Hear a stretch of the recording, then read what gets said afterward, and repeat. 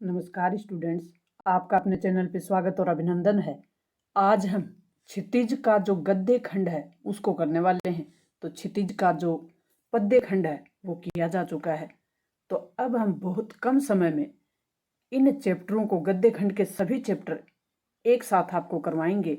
तो आप आनंद के साथ करें, बड़े सरल और सहज तरीके से अपन करेंगे इसको। नेताजी का चश्मा समय प्रकाश द्वारा रचित ये रचना है।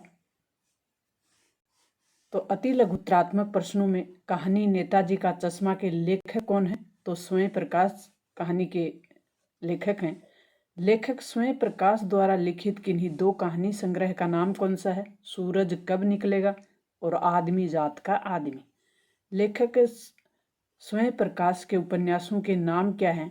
तो बीच में विनय और जलते जहाज पर ईंधन इनके महत्वपूर्ण उपन्यास हैं। चश्मा लेखक की नज़र में किसका प्रतीक था? नेताजी का चश्मा में जो चश्मा शब्द यूज हुआ है, तो चश्मा लेखक की नज़र में किसका प्रतीक है? तो लेखक की नज़र में चश्मा देश प्रेम और देशभक्तों को सम्मान देने का प्रतीक है। देश प्रेम और देशभक्तों को सम्मान देने का प्रतीक किसे माना गया है? चश्मा को। नेताजी की मूर्ति पर चश्मा कौन लगाता था और क्यों लगाता था? तो नेताजी की मूर्ति पे चश्मा बूढ़ा कैप्टन चश्मा वाला लगाता था और वह नेताजी के प्रति सम्मान और आदर प्रकट करने की भावना से चश्मा लगाता था। चश्मे वाले को लोग कैप्टन क्यों कहते थे? तो नेताजी सुभाष चंद्र बोस के प्रति चश्मे वाले का अत्यंत सम्मान और अत्यंत सम्मान का जो भाव था, उसे देखकर लोग उसे कैप्टन कहकर पुकारते थे। हालदार साहब उस कस्बे से क्यों गुजरते थे? तो हालदार साहब किसी कंपनी में काम करते थे, अतः कंपनी के काम से उनको कस्बे से आना जाना होता था और हर 15वें दिन कस्बे से वो गुजरते थे। नेताजी की मूर्ति की बनावट में क्या कमी रह गई थी? तो नेताजी की मूर्ति में चश्मा पत्थर का नहीं था। शायद मूर्ति बनाने वाला पत्थर का चश्मा बनाना भूल गया था। पान वाला कौन था? पान वाला काला, मोटा और खुश मिजाज आदमी था। वह सदा मुंह में पान ठूसे रखता था। मूर्ति किस स्वतंत्रता सेनानी की थी और कैसी थी? मूर्ति स्वतंत्रता सेनानी सुभाष चंद्र बोस की थी और मूर्ति बनी हुई थी संगमरमर की। टोपी की नोक से कोट के दूसरे बटन तक कोई 2 फीट ऊंची थी, जिसे बेस्ट ठहरते हैं। ये बहुत सुंदर थी, मूर्ति बहुत सुंदर बनी हुई थी। चश्मे वाले का व्यक्तित्व कैसा था? तो चश्मे वाले का व्यक्तित्व एक बेहद बूढ़ा, मरियल सा, लंगड़ा सा आदमी था और आदमी सिर पर गांधी टोपी और आंखों पर वह काला चश्मा लगाता था। फेरी लगाकर चश्मे बेचता था। नेताजी की मूर्ति बनाने का कार्य किसे सौंपा गया और क्यों सौंपा गया? देश के अच्छे मूर्तिकारों की जानकारी न होने, धन संसाधनों की कमी होने, स्थानीय कलाकारों को ही अवसर देने के कारण कस्बे के जो इकलौते हाई स्कूल के मास्टर मोतीलाल थे, उनको मूर्ति बनाने का कार्य सौंप दिया था। तो किसे सौंपा? मास्टर मोतीलाल को। क्यों सौंपा? क्योंकि जो मूर्तिकार थे, देश के अच्छे मूर्तिकारों की वहाँ के लोगों को जानकारी नहीं थी, उनके पास इतने संसाधन भी नहीं थे कि वो दूर से किसी महंगे मूर्तिकार को ला पाते। स्थानीय कलाकारों को ही अवसर देने का भी उनका मकसद था कि स्थानीय कलाकारों को ही पहले अवसर दे। तो इसी कारण से मास्टर मोतीलाल को ही मूर्ति बनाने का कार्य सौंपा गया। हवलदार साहब ने कैप्टन को कैसा समझा? तो हवलदार साहब ने सोचा कि कैप्टन सेना का कोई भूतपूर्व रिटायर ऑफिसर होगा तथा नेताजी की आज़ाद हिंद फौज में कैप्टन रहा होगा वो। हवलदार साहब की स्वभावगत विशेषताएं कौन सी थी? तो हवलदार साहब एक देशभक्त व्यक्ति थे और कल्पनाशील और भावुक हृदय के व्यक्ति थे। नेताजी के प्रति देशभक्ति के प्रति उनका गहरा आदर और सम्मान का भी भाव था। चश्मे वाला क्या करता था? तो चश्मे वाला नेताजी की बगैर चश्मे वाली मूर्ति उन्हें बुरी लगती थी, इसलिए चश्मे वाला अपनी छोटी सी दुकान में उपलब्ध गिने चुने चश्मे के फ्रेमों में से एक नेताजी की मूर्ति पर फिट कर देता था। हवलदार साहब दुखी क्यों थे? तो हवलदार साहब ये देखकर दुखी थे कि लोग देशभक्तों और देश प्रेम पर मिटने वालों का सम्मान नहीं करते बल्कि उनका मजाक बनाते हैं। इस बात से हवलदार साहब बहुत दुखी थे। मूर्ति के नीचे क्या लिखा हुआ था? तो मूर्ति के नीचे लिखा हुआ था मूर्ति मास्टर मोतीलाल। ये कस्बे के एकमात्र हाई स्कूल के मास्टर थे उस समय। तभी उन्होंने इसे लक्षित किया। किसने क्या तथा कब देखा? ये हवलदार साहब जब पहली बार कस्बे से गुजरे तो पान खाने के लिए चौराहे पर रुके थे, तो उन्होंने देखा कि वहां लगी मूर्ति जो कि नेताजी की थी, आंखों पर सचमुच के चश्मे का चौड़ा वाला फ्रेम पहनाया हुआ था। बनाकर पटक देने के माध्यम से लेखक क्या स्पष्ट करना चाहते हैं? तो बनाकर पटक देने से लेखक काश्य संस्थाओं की गैर जिम्मेदाराना कार्य प्रणाली से है। निर्माण कार्य स्तरीय है या नहीं, गुणवत्ता उत्तम है या नहीं, इसे कोई लेना देना नहीं होता। बस कार्य को निर्धारित अवधि में पूरा कर देने पर लेखक ने व्यंग्य किया। मूर्ति पर सरकंडे का चश्मा क्या उम्मीद लगाता है? तो मूर्ति पर सरकंडे का चश्मा उम्मीद लगाता है कि देश में अभी भी देशभक्तों, स्वतंत्रता सेनानियों के प्रति सम्मान भाव और देशभक्ति की भावना जीवित है। कस्बे की नगरपालिका क्या क्या कार्य करवाती थी? तो कस्बे की जो नगरपालिका थी वो सड़कें पक्की करवाना, पेशाब घर बनवाना, कबूतरों की छतरी बनवाना तथा कभी कभी कवि सम्मेलन का आयोजन भी वो करवाते थे। लघुत्रात्मक प्रश्नों में बस्ट किसे कहते हैं? मूर्ति की क्या विशेषताएं थी? तो सिर से लेकर कमर तक के भाग की मूर्ति को बेस्ट कहते हैं। और नेताजी की मूर्ति संगमरमर की थी। टोपी की नोक से कोट के दूसरे बटन तक 2 फुट ऊंची थी ये मूर्ति। ये जो फौजी वर्दी पहने हुए थे और नेताजी की मूर्ति बहुत सुंदर थी। हवलदार साहब की चश्मे वाला का ये कार्य कैसा लगा और क्यों लगा? तो हवलदार साहब को चश्मे वाले का मूर्ति को चश्मा लगाना एक सराहनीय कार्य लगा। वाह भाई, खूब क्या आइडिया है, ऐसा कहकर वह चश्मे वाले के कार्य की प्रशंसा करते थे और वह चश्मे वाले को एक देशभक्त व्यक्ति मानते थे। उनके मन में नेताजी के प्रति आदर और सम्मान का भाव होने के कारण चश्मे वाले का ये कार्य हवलदार साहब को बहुत सराहनीय लगता था। नेता सेनानी न होते हुए भी चश्मे वाले को लोग कैप्टन क्यों कहते थे? तो सेनानी यानी सेना में न होने के कारण भी, न होने पर भी, यानी कोई वो सेना के कोई ऑफिसर नहीं थे वो, फिर भी उन्हें क्या कहा जाता था? कैप्टन कहा जाता। तो क्या कारण था? क्योंकि उनके मन में देशभक्ति की जो प्रबल भावना थी। नेताजी की मूर्ति पर चश्मा लगाना, मूर्ति के प्रति आदर सम्मान प्रकट करना, तो ये जो कार्य थे उसके कारण आदर और व्यंग्य से उन्हें कैप्टन पुकारा जाता था। आज़ाद हिंद फौज के सेनानी भी कैप्टन कहलाते थे, जैसे कैप्टन लक्ष्मीबाई, कैप्टन शाहनवाज आदि। और इसी ढर्रे पे लोगों ने चश्मे वाले को भी विनोदवश कैप्टन उपनाम दे दिया। वो लंगड़ा क्या जाएगा फौज में, पागल है पागल कैप्टन के प्रति पान वाले की इस टिप्पणी पे अपनी प्रतिक्रिया बताइए। तो कैप्टन के लिए टिप्पणी करना कि वो लंगड़ा क्या जाएगा फौज में, पागल है। पागल से पान वाले की देशभक्ति के प्रति अनादर, उपेक्षा, संवेदन शून्यता और उदासीनता की भावना उजागर होती है। कैप्टन की जो मनोभावना, देश प्रेम और मान सम्मान की भावना को समझना उनकी बुद्धि के बाहर की बात थी। यदि उन्हें देशभक्ति और देश की भावना की तनिक भी ज्ञान होता तो ऐसी अशोभनीय और निंदनीय टिप्पणियों कदापि नहीं करते। मूर्ति के पास से गुजरते हुए अंत में हवलदार साहब भावुक क्यों हो उठे? यानी मूर्ति के पास से जब हवलदार साहब गुजरते हैं तो भावुक क्यों हो जाते हैं? तो हवलदार साहब जब फिर कस्बे के चौराहे से गुजरते हैं तो उन्हें नेताजी की मूर्ति पर सरकंडे का चश्मा लगा देखा। तो उन्हें देखकर हवलदार साहब आश्चर्यचकित और अत्यंत भाव विभोर हो जाते हैं। उन्होंने महसूस किया कि कैप्टन की मृत्यु हो जाने पर भी कस्बे के में देशभक्ति की भावना बाकी है। विशेष रूप से बच्चों को देशभक्ति की भावना से ओतप्रोत देखकर उन्हें संतोष महसूस होता है और अतः वो नेताजी के प्रति सम्मान भाव देखकर एक नई पीढ़ी की जो सकारात्मक सोच और देशभक्ति की भावना थी उसे देखकर वो भावुक हो उठते हैं। कैप्टन चश्मा वाले को सामने देखकर हवलदार साहब अवाक रह गए। उनके अनुसार इसका क्या कारण था? तो चश्मे वाले की नेताजी के प्रति सम्मान की भावना, उसके कैप्टन नाम से हवलदार साहब को लगा होगा कि चश्मे वाला नेताजी का साथी, आज़ाद हिंद फौज का कोई सिपाही रहा होगा। लेकिन जब उन्होंने देखा कि ख्यामे वाला एक बूढ़ा सा मरियल सा लंगड़ा सा आदमी है जिसने सिर पर गांधी टोपी और आंखों पर काला चश्मा लगा रखा है और एक हाथ में संदूक ची लिए हुए फेरी लगाता है और उसकी कल्पना मूर्ति खंड खंड हो गई है और वो अवाक रह गए। यानी उन्होंने जो कल्पना की थी कि वो कोई सेना का कोई रिटायर ऑफिसर होगा या कोई आज़ाद हिंद फौज में कभी कोई सिपाही रहा होगा, तभी उसको कैप्टन कह रहे होंगे। लेकिन जब उन्होंने देखा कि एक कमज़ोर सा आदमी है, गांधी की टोपी लगा रखी है, आंखों पे काला चश्मा है, बिल्कुल बूढ़ा सा और मरियल सा आदमी है, उसी को कैप्टन के नाम से पुकार रहे हैं। हवलदार साहब द्वारा कैप्टन के बारे में पूछे जाने पर पान वाला उदास क्यों हो जाता है?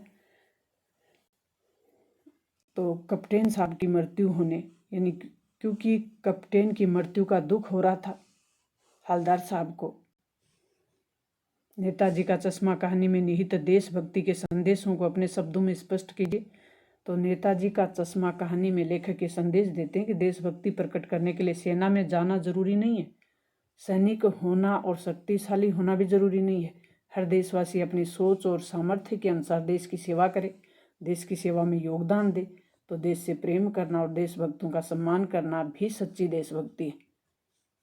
हवलदार साहब को मूर्ति के सामने से गुजरने पर उन्हें क्या अंतर दिखाई देता है और क्यों? तो मूर्ति के सामने से जब वो गुजरते हैं तो हर बार मूर्ति पर लगे चश्मे के फ्रेम के बदले जाने का अंतर उन्हें दिखाई पड़ता है।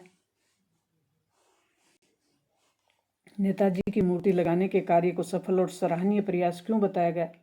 प्रमुख दो कारण बताने। तो प्रमुख दो कारण हैं कि एक तो नेताजी के त्याग और बलिदान के प्रति लोगों में जो सम्मान की भावना है वो उत्पन्न होती है। दूसरी, नेताजी की मूर्ति लोगों को देशभक्ति की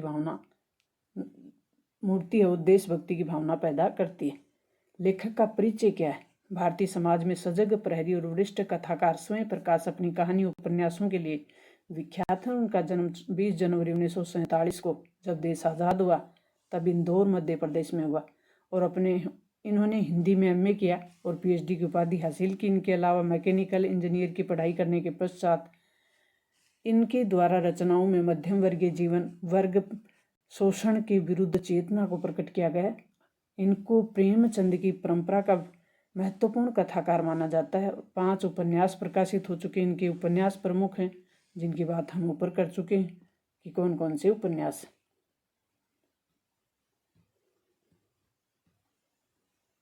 अपना चैप्टर है वह बाल गोविंद भक्त राम वृक्ष बेनीपुरी जी का। अति लघुत्तरात्मक प्रश्नों में प्रश्न पूछे जाएंगे वो इस प्रकार से होंगे आपके। पाठ बाल गोविंद भक्त हिंदी ग्रंथ की किस विधा में लिखा गया है? तो ये राम वृक्ष बेनीपुरी द्वारा लिखित ग्रंथ है, वो लिखा गया हिंदी गद्य की रेखा चित्र विधा में। बाल गोविंद गृहस्थ थे, फिर उन्हें भक्त क्यों कहा जाता है? तो गृहस्थ होते हुए भी आप अपना इनका जो आचरण था, व्यवहार था, सोच थी, मनोवृत्ति थी, वो साधु संतों जैसी थी, इसलिए इन्हें भक्त कहते थे। बाल गोविंद के संगीत को लेखक ने जादू क्यों कहा? कि जो भी व्यक्ति बाल गोविंद के संगीत को सुनता था मंत्र मुग्ध हो जाता था। बच्चे औरतें प्रत्येक व्यक्ति उनके गीतों को तालीनता पूर्वक सुनते और गुनगुनाते थे, इसलिए लेखक ने उनके संगीत को एक प्रकार का जादू कहा। लेखक बाल गोविंद की किस बात पर सर्वाधिक मुग्ध होते थे? तो सर्वाधिक मुग्ध होने का कारण था वो सर्व सदा ही सुनने को मिलता और उस पर मुग्ध होते थे। मधुर गान जो कि उन्हें हमेशा सुनने को मिलता था। कबीर पंथी किसको कहा गया? बाल गोविंद को कबीर पंथी क्यों कहा गया है? तो कबीर पंथी कबीर की विचारधारा को मानने वालों को कबीर पंथी कहते थे। बाल गोविंद साहब मानते थे, उन्हीं के आदर्शों पे चलते थे, इसलिए उन्हें कबीर पंथी कहा गया है। बाल गोविंद अपने खेत की पैदावार कहाँ और क्यों ले जाते थे? तो खेत की पैदावार को सिर पे लाद कर पहले उसे साहब के दरबार में ले जाते और कबीर मठ ले जाते। उसके पश्चात या उनके अनुसार उनकी सब चीज साहब की थी। बाल गोविंद की संगीत साधना का चरम उत्कर्ष क्या था? तो बाल गोविंद के पुत्र की मृत्यु हुई तब भी वह तालीनता के साथ गीत गा रहे थे। उनका ये व्यवहार संगीत साधना का चरम उत्कर्ष था। बाल गोविंद अपनी पुतुह को उत्सव मनाने के लिए क्यों कहते हैं? तो बाल गोविंद के अनुसार उनके पुत्र की आत्मा परमात्मा के पास चली गई है, तो ऐसी आनंद की बात पर रोने के लिए अपनी पतोहू को मना करते हैं और उत्सव मनाने के लिए कहते हैं। बाल गोविंद ने सामाजिक मान्यताओं के विरुद्ध जाकर पतोहू से कौन सा कार्य करवाया? तो अपने पुत्र के क्रियाक्रम अपनी पतोह से करवाते हैं और पतोह से दाह संस्कार का कार्य पूर्ण करवाते हैं, जो कि सामाजिक मान्यताओं के विरुद्ध था। पतोह के भाई को बाल गोविंद ने क्या आदेश दिया? तो उनके पतोह के भाई को बुलाकर उनके साथ कर दिया, आदेश दिया कि पतोह का दूसरा विवाह कर दिया जाए। पतोह को बाल गोविंद की किस दलील के आगे झुकना पड़ा?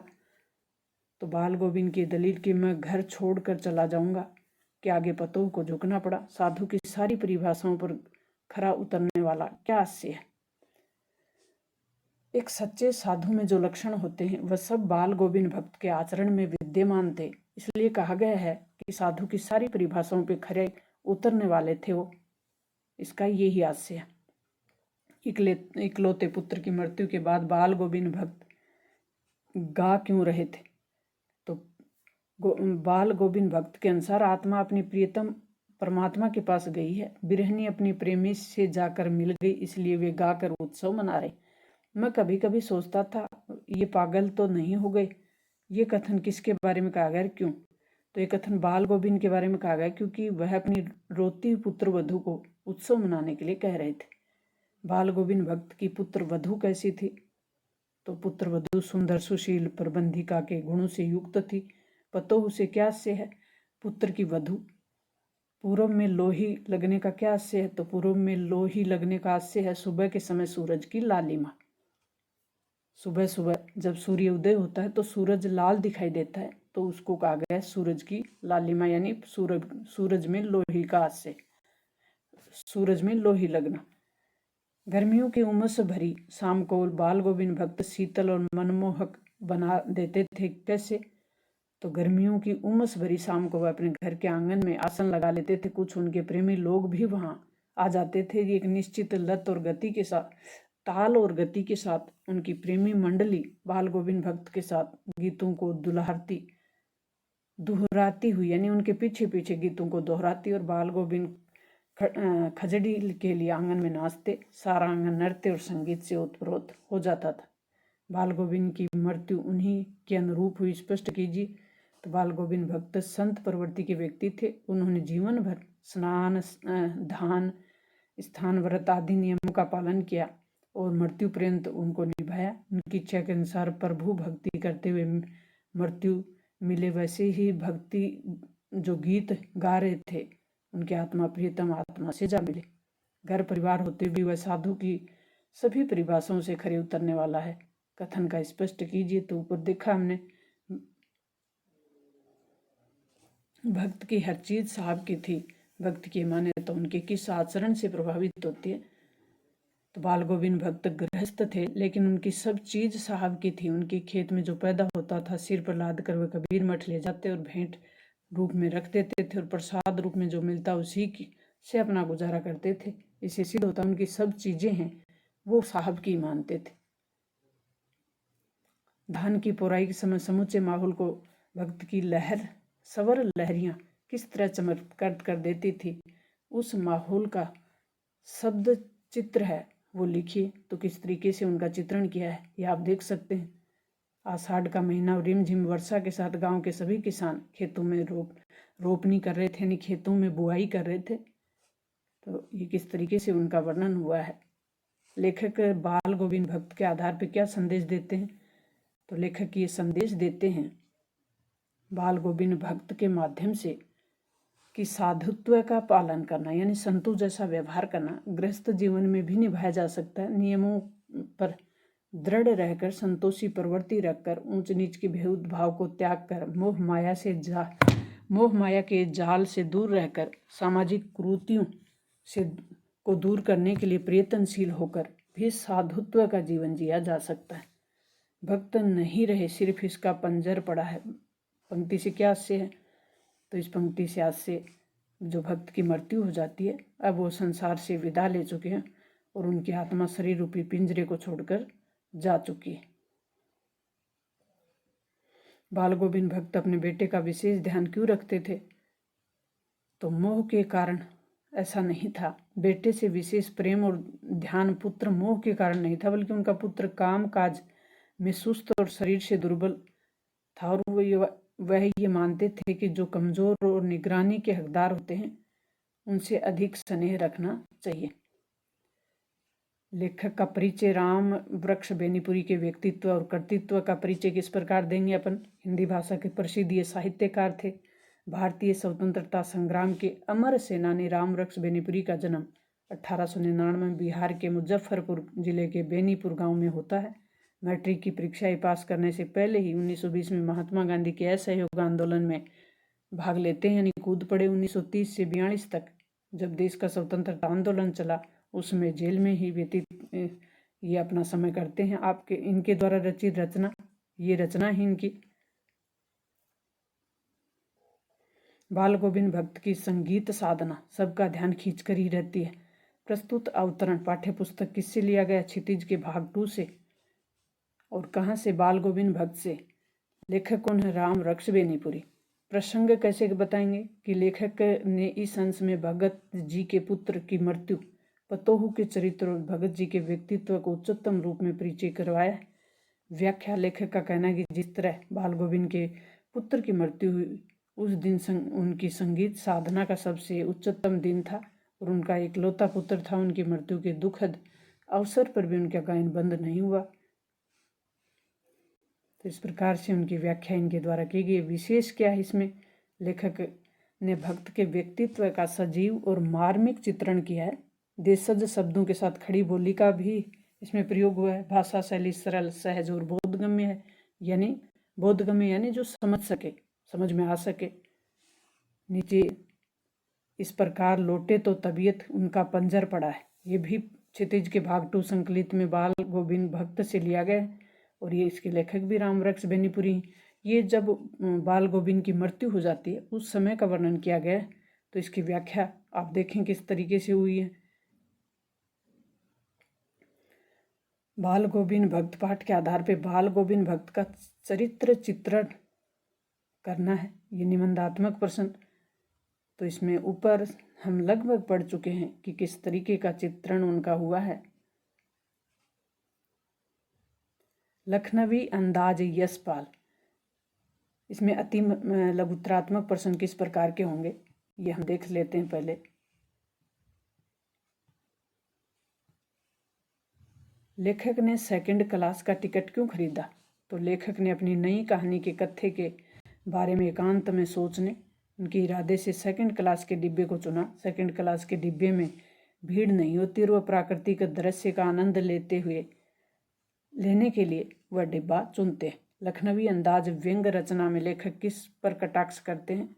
तो लेखक ने यथार्थ की उपेक्षा कर बनावटी जीवन शैली अपनाने वाले जो लोग हैं उन पे कटाक्ष किया है। पतनशील सामंती वर्ग पे कटाक्ष किया है। नवाब साहब ने खीरे का क्या किया? तो नवाब साहब ने खीरे के एक एक टुकड़े को उठाया, अपने मुंह तक लेकर नाक से सूंघा और खिड़की से बाहर फेंक दिया। लेखक को नवाब का कौन सा भाव परिवर्तन अच्छा नहीं लगा? तो लेखक को देखकर पहले तो अनमने भाव से नवाब का खिड़की से बाहर देखना और फिर शराफत भाव से प्रकट करने के उद्देश्य से खीरा खाने के लिए पूछना अच्छा नहीं लगा। लेखक के अनुसार नई कहानी के लेखक किस प्रकार के हैं? तो लेखक के अनुसार नई कहानी के लेखक बिना विचार, भाव और घटना के पात्रों की कहानी लिखते हैं सिर्फ लेखक बनने के लिए। नवाब साहब खीरे की तैयारी और इस्तेमाल से थक कर लेट गए। कथन में निहित व्यंग को स्पष्ट करना है। तो लेखक ने नवाब जो खानदानी तहजीब और नजाकत पर व्यंग किया है कि मात्र खीरा छीलने, नमक मिर्च बुरकने और सूंघ कर फेंक देने में ही उनको थक कर लेट जाना पड़ा। नवाब साहब के व्यक्तित्व की विशेषताएं। सनकी स्वभाव वाले व्यक्ति थे नवाब साहब। खानदानी रईसी झूठी शान शौकत दिखाने वाले, नवाबी नजाकत और नफासत से पूरित व्यक्ति थे। एब्स्ट्रैक्ट शब्द के माध्यम से लेखक ने किस पर व्यंग किया है? एब्स्ट्रैक्ट अथवा अमूर्त, इनके माध्यम से लेखक ने व्यंग किस पे किया है? नवाबों की जो काल्पनिक जीवन शैली हो उस पे। नई कहानी के लेखकों की अति सूक्ष्म धारणाओं पर। लखनवी अंदाज पाठ में लेखक ने खीरा खाने से क्यों मना किया? तो लखनवी अंदाज जो पाठ है अपना, उसमें लेखक ने नवाब साहब सिर्फ औपचारिकता निभाने और कोरा शिष्टाचार दिखाने के लिए खाने को पूछ रहे थे, इसलिए मना कर दिया। लखनवी अंदाज पाठ में नवाब साहब ने आम आदमियों की तरह खीरा क्यों नहीं खाया? तो लेखक को अपनी नवाबी शान दिखाना चाह रहे थे, वो खानदानी तहबीज दिखा रहे थे, लखनवी नफासत दिखा रहे थे, नजाकत दिखा रहे थे, इसलिए वो खीरे को आम आदमियों की तरह नहीं खा रहे थे, बल्कि एक विशेष अंदाज में खा रहे थे। लेखक ने नई कहानी का लेखक किसे कहा है? तेजनवी अंदाज पाठ के आधार पर लिखी। तो लेखक ने लखनवी नवाब, लखनऊ के जो नवाब हैं उनका वर्णन किया है इसमें, उनकी नजाकत नफासत वालों को नई कहानी का लेखक कहा है, नवाब साहब। नेक्स्ट पर्सन को आप देख सकते हैं, नवाब साहब ने संगति के लिए उत्साह नहीं दिखाया। हमने भी उनके सामने की बर्थ पे बैठकर आत्मसम्मान से आंखें चुरा ली। इस कथन से नवाब साहब और लेखक के स्वभाव की किस विशेषता का पता चलता है? इस कथन से पता चलता है कि नवाब साहब अपनी रईसी के कारण और लेखक अपनी विद्वता के कारण अपने को दूसरों से श्रेष्ठ समझते थे और एक दूसरे के साथ वो बात करने के इच्छुक नहीं थे। दोनों का अपना अपना कारण था, एक को रईसी का तो एक को विद्वता का। लेखकों के स्वभाव की क्या विशेषता प्रकट की गई है लखनवी अंदाज पाठ के आधार पे? तो लेखक कल्पनाशील होता है, स्वाभिमानी होता है, लोगों के हाव भाव मनोभाव को पढ़ लेने की विशेष क्षमता उनमें होती है। अपनी रचनाओं के लिए नई सामग्री की वो तलाश आसपास ही कर लेते हैं, यानी आसपास के वातावरण से वो लिखने की अपनी सामग्री है वो ढूंढ लेते हैं। ज्ञान चक्षु खुलने से क्या से है?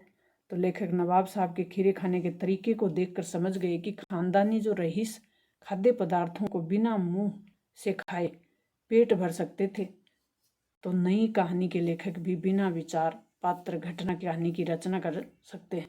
पाठ लखनवी अंदाज के लेखक की शैली कौन सी है? व्यंग्यात्मक शैली है।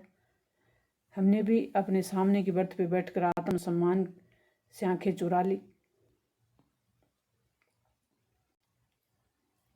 इसके और ये पर्सन बन रहे हैं जिनको आप देख सकते हैं, अति महत्वपूर्ण पर्सन चल रहे हैं अपने। यशपाल जी का व्यक्तित्व और कर्तृत्व, इनका जन्म कहाँ होता है? हिंदी की प्रसिद्ध कहानियों में से एक है। यशपाल जी का जन्म 3 दिसंबर 1903 को पंजाब की फिरोजपुर छावनी में हुआ था। 1921 में मैट्रिक परीक्षा उत्तीर्ण कर स्वदेशी आंदोलन में कूद पड़े और अमर शहीद भगत सिंह के साथ मिलकर उन्होंने स्वतंत्रता संग्राम में भाग लिया। इनको पद्म भूषण की उपाधि मिली। इनकी प्रमुख रचनाएं कहानी संग्रह, उपन्यास, ये इनकी प्रसंग व्याख्या इस चैप्टर से बनने वाली। मानवीय करुणा की दिव्य चमक, सर्वस्व दयाल सक्सेना। फादर फुल्के की क्या चिंता थी? तो फादर फुल्के की चिंता हिंदी को राष्ट्रभाषा के रूप में प्रतिष्ठित दिखाने की थी और वह हर मंच से इसी चिंता और कष्ट को प्रकट करते थे। किसकी? हिंदी भाषा को राष्ट्रभाषा के रूप में मान्यता दिलाने की। फादर फुल्के किस रूप में सन्यासी थे? तो फादर फुल्के संकल्प से सन्यासी थे, लेकिन मन से सन्यासी नहीं थे। वे समाज के साथ स्नेह और प्रेम के साथ संबंध निभाते थे। इनमें इस प्रकार के प्रश्न बनेंगे आपके सामने।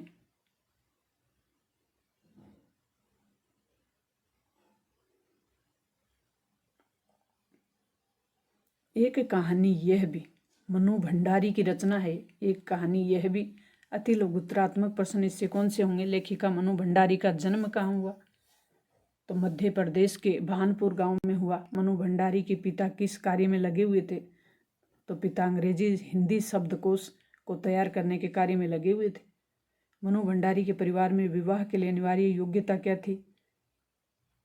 उम्र में 16 वर्ष और शिक्षा में मैट्रिक हो गई हो तो विवाह की एक योग्यता मानी जाती थी। ये कहानी, एक कहानी यह भी किस शैली में लिखी हुई है? आत्मकथा की शैली में लिखी हुई है। लेखिका मनु भंडारी बचपन में कैसी दिखती थी? तो मरियल सी, दुबली सी और काली सी दिखती थी। पिता का स्वभाव कैसा था? इनके पिता का स्वभाव था कोमल, संवेदनशील, तो दूसरी तरफ वो क्रोधी भी थे, संकी भी थे और अहंकारी भी थे। भग्नावेशों को ढोते पिता, ऐसा लेखिका ने क्यों कहा है? तो लेखिका ने पिता की आर्थिक स्थिति खराब हो जाने के कारण अपने पुराने गुणों से बचे हुए अंशों के सहारे जी रहे थे। लेखिका मनु भंडारी के पिता का स्वभाव संकी क्यों हो गया था? तो उनके पिता अपनों के द्वारा ही विश्वासघात के शिकार हो गए थे, इस कारण वो संकी स्वभाव के हो गए थे। लेखिका का साहित्य दुनिया से परिचय, तो लेखिका का साहित्य दुनिया से परिचय हिंदी की प्राध्यापिका रही है। इन्होंने लेखिका को चुन चुनकर साहित्य पढ़ने की सलाह दी है। आत्मकथ्य किसे कहते हैं? आत्मकथ्य में व्यक्ति अपने जीवन में घटित घटनाओं, आत्मकथा यानी अपने जीवन में घटित घटनाओं के बारे में बहुत कुछ बातें करता है। ये जीवन में घटित कुछ घटनाओं की तरफ इशारा मात्र हैं। लेखिका का व्यक्तित्व किन किन व्यक्तियों से प्रभावित था? तो इनका व्यक्तित्व उनके पिता, उनकी हिंदी की जो अध्यापिका थी शीला अग्रवाल से भी प्रभावित था। कॉलेज के प्रिंसिपल से मिलने जाते समय लेखिका के पिता की मन स्थिति क्या थी? तो लेखिका के पिता की मन की स्थिति, प्रिंसिपल द्वारा लेखिका के पिता को पत्र लिखकर शिकायत की गई और उनमें मिलने बुलाया, उसमें वे अत्यंत क्रोधित थे। लेखिका के पिता के मित्र डॉक्टर अंबालाल प्रसन्न क्यों थे? खुश कैसे थे? तो आज़ाद हिंद फौज पर मुकदमा चलाने के विरोध में लेखिका द्वारा दिए गए जोशीले भाषण को सुनकर उनके पिता के मित्र थे अंबालाल, डॉक्टर अंबालाल, वो प्रसन्न हुए। लेखिका और शीला अग्रवाल को कॉलेज से क्यों निकाला गया? तो लेखिका लड़कियों को भड़काने के लिए और अनुशासन व्यवस्था बिगाड़ने के कारण ऐसा किया गया। क्या आप भी मानते हैं कि लेखिका मनु भंडारी की उपलब्धियां संयोगवश मिली थी? नहीं, यह नहीं मान सकते। तो इस चैप्टर से बनने वाले ये महत्वपूर्ण प्रश्न होंगे। लेखिका का परिचय, लेखिका मनु भंडारी का जीवन और कर्तृत्व का परिचय है वो इस प्रकार से लिखेंगे हम। हिंदी के प्रसिद्ध कहानीकार मनु भंडारी का जन्म मध्य प्रदेश के मंदसौर जिले के भानपुरा गांव में 3 अप्रैल 1931 को उनकी प्रारंभिक शिक्षा अजमेर राजस्थान में हुई और इनकी कहानियों में नारी जीवन की विडंबना और पीड़ा का मार्मिक चित्रण हुआ। इनकी रचनाओं में स्त्री मन से जुड़ी अनुभूतियों की अभिव्यक्ति होती है। साहित्य के क्षेत्र में इनकी उपलब्धियों के लिए इन्हें हिंदी अकादमी शिखर सम्मान, राजस्थान संगीत नाटक अकादमी पुरस्कार प्रदान किए गए। इनकी रचनाएं ये हैं: हार गई एक प्लेट सलाब, त्रिशंकु तथा यही सच है। इनके उपन्यास, लड़कियों को जिस उम्र में स्कूली, तो ये व्याख्या करनी है। तो संदर्भ क्या है? प्रस्तुत गद्यांश पाठ्यपुस्तक क्षितिज के भाग 2 से संकलित आत्मकथ्य कहानी, ये भी ऐसे लिया गया है। इसकी लेखिका मनु भंडारी। प्रसंग में क्या लिखेंगे कि अंश में लेखिका अपने पिता के व्यक्तित्व के बारे में बता रही हैं। तो लेखिका ने कि इसमें पिता के किस प्रकार का व्यक्तित्व बताया है, इसमें व्याख्या करेंगे। और व्याख्या फिर विशेष क्या है? शैली आत्मकथात्मक है, भाषा सरल सहज और बोधगम्य है जो समझ में आ सके, शब्दों का वाक्य विन्यास अद्भुत है। इसमें एक व्याख्या इस प्रकार से होगी: निबंधात्मक प्रश्न, मनु भंडारी के पिता के व्यक्तित्व की विशेषताएं। पाठ एक कहानी ये भी है कि आधार पे बताइए। तो किस प्रकार के थे वो? बेहद संवेदनशील और कोमल हृदय और अपने के बच्चों की भावनाओं को समझने वाले थे। शिक्षा के प्रति जागरूक थे। अपने घर पर ही 8-10 बच्चों को शिक्षित करने का दायित्व खुशी से पूरा करते थे। देश प्रेम की भावना भी थी, समाज सुधार की भी थी, राजनीति में भी दिलचस्पी थी। बेटी के अच्छे कार्यों पे भाषण आदि पे गर्व करते थे। देश प्रेम के प्रति भी वो अग्रसर थे। विशिष्ट बनने और सम्मान हासिल करने की प्रबल भावना रखते थे और साथ ही सामाजिक छवि भी उत्तम रखना पसंद करते थे। लेखिका के व्यक्तित्व को किस प्रकार से प्रभावित किया? तो पिता के और उनकी जो प्राध्यापिका थी उनकी से वो काफ़ी प्रभावित थी, उसको हमने देख लिया। स्त्री शिक्षा के विरोधी कुतर्कों का खंडन, और इसके लेखक हैं महावीर प्रसाद द्विवेदी। स्त्री शिक्षा के विरोधी किस तरीके से, जो लोग स्त्री शिक्षा के विरोधी हैं किस तरीके के कुतर्क करते हैं। तर्क और कुतर्क, तर्क होता है किसी बात के बारे में अपने तर्क रखना, कुतर्क मतलब अपने गलत को भी सही साबित कर देना। स्त्री शिक्षा के विरोधी कुतर्कों का खंडन निबंध किस पत्रिका और किस नाम से छापा गया था? तो महावीर प्रसाद द्विवेदी ने दिसंबर ये निबंध सन 1914 में सरस्वती पत्रिका में पढ़े लिखों का पांडित्य, जो लोग पढ़े लिखे हैं वो किस तरीके से पांडित्य करते हैं, शीर्षक से छापा गया था। बौद्ध ग्रंथ की रचना की। प्राकृत भाषा में स्त्री शिक्षा के विरोधियों के 2 कुतर्क का उल्लेख कीजिए। तो स्त्री को पढ़ाना तो उनके द्वारा ग्रह सुख के नाश का कारण बन जाएगा, और स्त्री को पढ़ाना अनर्थकारी और उसमें अभिमान उत्पन्न हो जाएंगे। यानी वो तर्क देते थे कि स्त्री जो गृहस्थ सुख है वो खत्म हो जाएगा अगर लड़की को पढ़ाया गया, और अगर लड़की को पढ़ाया गया तो अनर्थकारी हो जाएगा, अनर्थ हो जाएगा। इससे मतलब ये बहुत खराब होगा, और ये अभिमान यानी लड़की है वो घमंडी हो जाएगी। शकुंतला ने दुष्यंत को कटु वचन क्यों कहे? तो दुष्यंत ने शकुंतला से गंधर्व विवाह किया था, बाद में उसे पहचानने से मना कर दिया, इसलिए शकुंतला ने दुष्यंत को कटु वचन कहे। प्राकृत में लिखे ग्रंथ। प्राचीन काल में भारत में नारी शिक्षा प्रचलित थी। कोई जो 2 प्रमाण देने ही इसके संबंध में। तो गार्गी ने शास्त्रार्थ किए थे, और बड़े बड़े ब्रह्मवादी थे जो ज्ञान के पंडित थे, उनके मंडन मिश्र की पत्नी ने शंकराचार्य को हरा दिया था। रुक्मणी द्वारा श्री कृष्ण को लिखा गया पत्र। तो इससे सिद्ध होता है कि प्राचीन काल में नारी शिक्षा प्रचलित थी। स्त्री शिक्षा के विरोधी कुतर्कों का खंडन लेखक किस पर व्यंग करते हैं? तो स्त्री शिक्षा के विरोधी कुतर्कों का खंडन लेखक में स्त्री शिक्षा के विरोधी लोगों पर व्यंग किया गया है। लघुत्तरात्मक प्रश्नों में स्त्री के प्रश्न बनेंगे। स्त्रियों को निरक्षर रखने का उपदेश देना समाज का उपकार और अपराध करना है। द्विवेदी जी इस कथन का आशय क्या है? तो किसी भी स्वस्थ समाज के निर्माण में स्त्री और पुरुष दोनों की बराबर भागीदारी होती है। यानी समाज रूपी गाड़ी के ये 2 पहिए होते हैं। यदि शरीर का आधा भाग अविकसित रहेगा तो पूरा शरीर सबल नहीं हो सकता। इसलिए यदि स्त्री को निरक्षर रखा जाएगा तो आधा समाज अशिक्षित रह जाएगा, इससे समाज का पूर्ण विकास नहीं हो सकता। लेखक ने प्राचीन भारत की कौन सी विदुषी महिलाओं के नाम बताए हैं? तो अभी हमने ऊपर बात की थी। और उनके अलावा विदुषी जो महिलाएं थी, जो पढ़ी लिखी महिलाएं थी,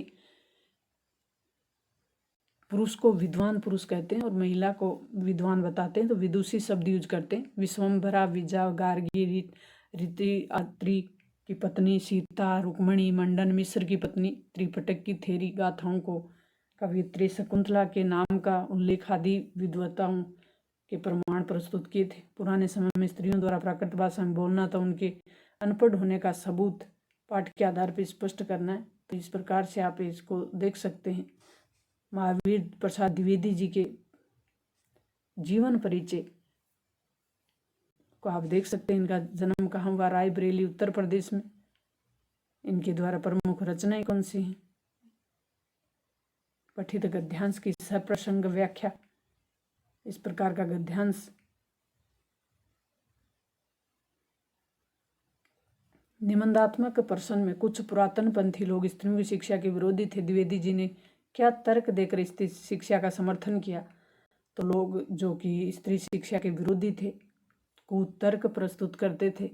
उनके विरुद्ध जो पढ़ी लिखी और विदुषी महिलाएं थी, उनका उदाहरण देकर द्विवेदी जी स्त्री शिक्षा का समर्थन करते हैं। नौबत खाने में इबादत यतीन्द्र मिश्र की रचना है। नौबत खाने में इबादत से क्या आशय है? नौबत खाना प्रवेश द्वार पर शहनाई द्वारा मंगल ध्वनि बजाए जाने वाले स्थान को कहते हैं। मंगल ध्वनि बजाई जाती है। शहनाई वादन के साथ ईश्वर की प्रार्थना करना इबादत कहलाती है। डूमरा गांव किन कारणों से इतिहास में प्रसिद्ध था? तो अमरुद्दीन यानी बिस्मिल्लाह खां का जन्म इसी गांव में हुआ था, और ये बिहार में था ये गाँव। शहनाई में प्रयुक्त होने वाली रीढ़ यानी नरकट एक प्रकार की घास सोन नदी के किनारे उत्पन्न होने के कारण डूमरा गांव प्रसिद्ध था। काशी को एक और किस नाम से जानते थे? आनंद कानन के नाम से जानते थे। नौबत खाने में इबादत पाठ किसके जीवन पर आधारित था? तो बिस्मिल्लाह खां के एक रोचक व्यक्तित्व पर आधारित था। शहनाई को स्नेह क्यों कहते हैं? शहनाई को शाह अर्थात सुशीर वादों के राजा की उपाधि प्राप्त है, इसलिए शहनाई को शाहनी कहते हैं।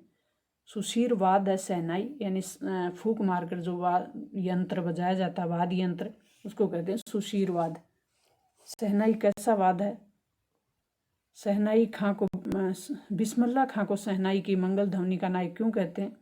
तो बिस्मिल्लाह खां के महानतम शहनाई वादक रहे थे, बिस्मिल्लाह खां को शहनाई की मंगल ध्वनि का नायक कहते हैं। काशी को संस्कृति की पाठशाला क्यों कहा जाता है?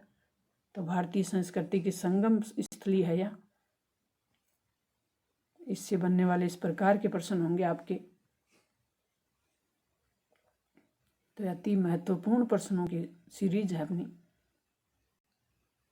शहनाई को सुशीरवाद में शाह की उपाधि क्यों दी गई है, जो हम ऊपर देख चुके हैं। नौबत खाने में इबादत नामक पाठ में लेखक क्या संदेश देते हैं?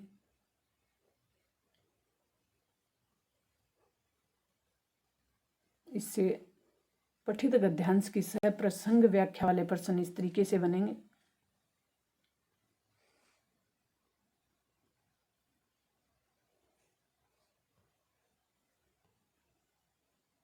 बिस्मिल्लाह खां के व्यक्तित्व की विशेषताएं बताइए। तो इस प्रकार के व्यक्तित्व के धनी थे बिस्मिल्लाह खां। शहनाई वादक थे।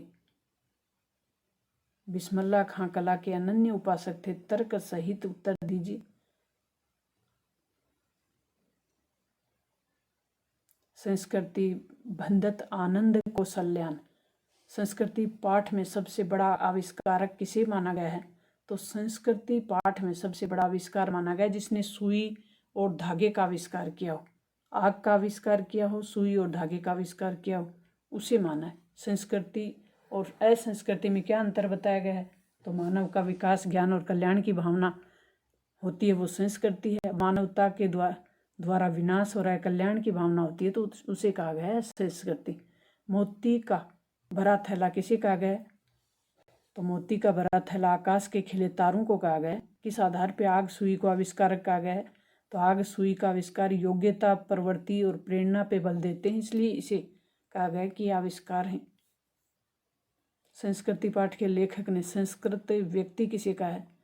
तो संस्कृत व्यक्ति एक बुद्धि और विवेक के नए तथ्यों का दर्शन कराने वाला, आविष्कार करने वाला व्यक्ति है, वो संस्कृत व्यक्ति है। न्यूटन ने गुरुत्वाकर्षण का सिद्धांत दिया, इसलिए इस पाठ में लेखक ने जो न्यूटन है एक महान विद्वान हुए हैं, गुरुत्वाकर्षण का सिद्धांत दिया जिन्होंने, उनको इन्होंने संस्कृत व्यक्ति माना है। लेखक के अनुसार सभ्यता क्या है? तो संस्कृति द्वारा दिए गए आंतरिक योग्यता के आधार पर किए गए आविष्कार दूसरों के उपयोग में आते हैं, तो उन्हें कहते हैं सभ्यता। भद्दत आनंद कौशल्यान की कोई दो रचना। कहाँ क्या देखा, भिक्षु के पत्र। लेखक ने संस्कृति के विविध रूप किसे माना है?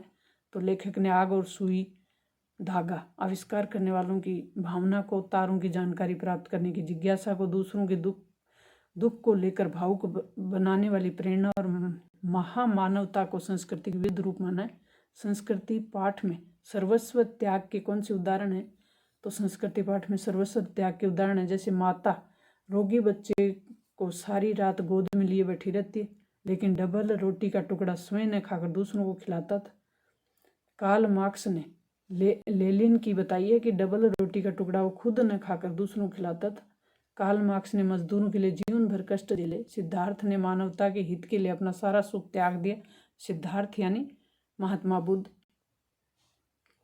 संस्कृति और सभ्यता में लेखक ने क्या अंतर बताया? तो संस्कृति किसी व्यक्ति के अंदर रहने वाली योग्यता का गुण है, जिसके बल पे कोई आविष्कार किया जाता है, उस व्यक्ति द्वारा जो आविष्कार किया जाता है वो सभ्यता है।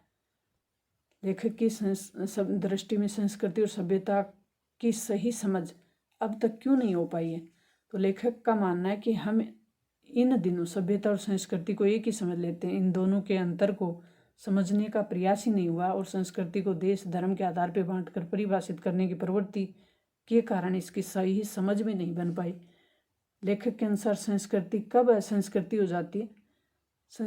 लेखक के अनुसार, इसके लेखक हैं कौशल्यान, और इनके अनुसार संस्कृति में मानव कल्याण की भावना निहित होती है, और जब ये भावना नहीं होती मानव कल्याण की, तो ये असंस्कृति में बदल जाती है। भद्दत आनंद कौशल्यान का जीवन परिचय। आनंद कौशल्यान का जन्म 1905 में पंजाब के अंबाला जिले के सोहना गांव में, और इनका बचपन का नाम हरनाम दास था। भिक्षु के रूप में इन्होंने देश विदेश का भ्रमण किया और गांधी जी के साथ लंबे अरसे तक वर्धा आश्रम में रहे। सहज सरल बोलचाल की भाषा में लिखे इनके निबंध हैं वो स्मरण और यात्रा वृत्तांत की काफ़ी चर्चित हैं। इनके द्वारा कौशल्यान की 20 से अधिक पुस्तकें प्रकाशित हुई हैं, जिसमें भिक्षु के पत्र, भूल न सका, आह ऐसी दरिद्रता, बहानेबाजी, रेल का टिकट, कहाँ क्या देखा आदि। पठित गद्यांश की सह प्रसंग व्याख्या, आग के आविष्कार, मोती भरा थैला। तो संदर्भ में प्रस्तुत गद्यांश पाठ्य पुस्तक क्षितिज के भाग 2 से संकलित किया गया, संस्कृति पाठ से लिया गया। इसके लेखक हैं भदंत आनंद कौशल्यान। इस प्रसंग में इस अंश में व्यक्ति के संस्कृत होने की जिज्ञासा को व्यक्त किया गया। तो व्याख्या में करेंगे कि लेखक इसमें क्या बताने का प्रयास कर रहे हैं। विशेष में बताएंगे कि भाषा किस प्रकार के सरल, सहज और बोधगम्य है। व्याख्यात्मक शैली है, व्याख्यात्मक, और व्यक्ति की जिज्ञासा प्रवृत्ति खोज या आविष्कार का प्रेरणा स्रोत होती है। व्यक्ति में अगर जिज्ञासा नहीं होगी तो वो कोई खोज नहीं कर सकता, कोई आविष्कार नहीं कर सकता, कोई उसको प्रेरणा ही नहीं मिलेगी। इस पे बल दिया गया लेखक के द्वारा। निबंधात्मक प्रश्न में भदंत आनंद कौशल्यान के अनुसार मानव संस्कृति क्या है, जिसकी बात हम ऊपर कर चुके हैं।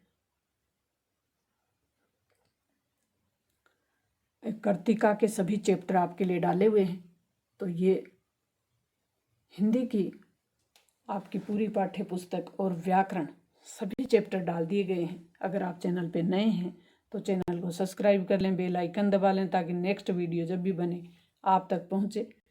अपने दोस्तों के साथ शेयर करें, मस्त रहें। All the best. इसी शुभकामना के साथ मिलते हैं नेक्स्ट वीडियो में। तब तक थैंक्स।